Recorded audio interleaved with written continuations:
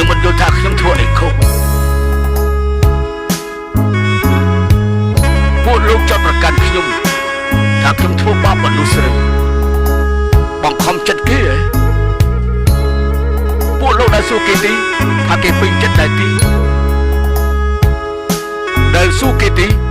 ថាបើឲ្យគេរើសរវាងមានឱកាសបានធ្វើការនិងការដេកស្លាប់នៅឯផ្ទះគេរើសយកមួយណា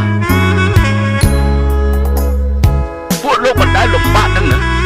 លោកគ្មានថ្ងៃយល់ទីថាអ្នកក្រដែលមានដើមទុនជីវិតនេះកំឡុងតែបើកភ្នែកហាមាត់បានវេទនាលំបាកយ៉ាងណាធ្វើល្អគឺមិនដែលបានល្អទេធ្វើត្រូវក៏មើលមកខុសខ្ញុំលះបង់ខ្លួនឯងដើម្បីជួយមនុស្សដែលគ្មានអីស៊ីពួកលោកគិតថាងាយណាស់តែមិនទីជីវិតពួកលោកសុខសប្បាយពួកលោកគ្មានថ្ងៃយល់ពីអ្នកក្រទេគ្មានថ្ងៃដឹងទេថាពេលដែលអ្នកក្រគ្មានអីស៊ីមានអារម្មណ៍បែបណានោះ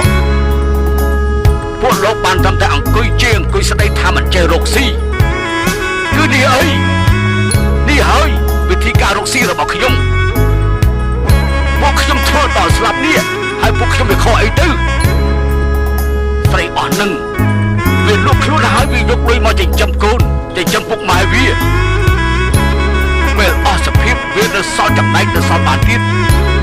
ឯងដឹងទេថារកលុយបានប៉ុណ្ណាដឹងទេថាជួយជីវិតមនុស្សបានប្រមាណជីវិត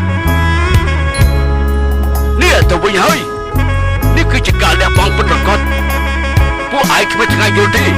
លោកនេះមិនយុត្តិធម៌ទេយុត្តិធម៌ត្រង់ណា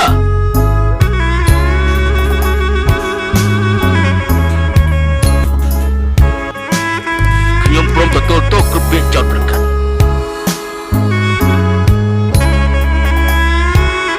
ខ្ញុំគ្មានពាក្យដោះសារអីទាំងអស់ហើយខ្ញុំសូមនិយាយនៅត្រង់នេះទៅថាអ្នកដែលមានដើមទុនជីវិតដែលល្អមិនអាចអះអាងបានទេថាជីវិតជាមនុស្សល្អព្រោះមិនចឹងខ្ញុំក៏មិនឈរនៅត្រង់នេះ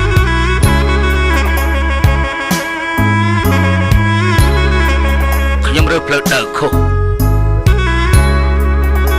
ទាំងមានមនុស្សមកអូទាញខ្ញុំ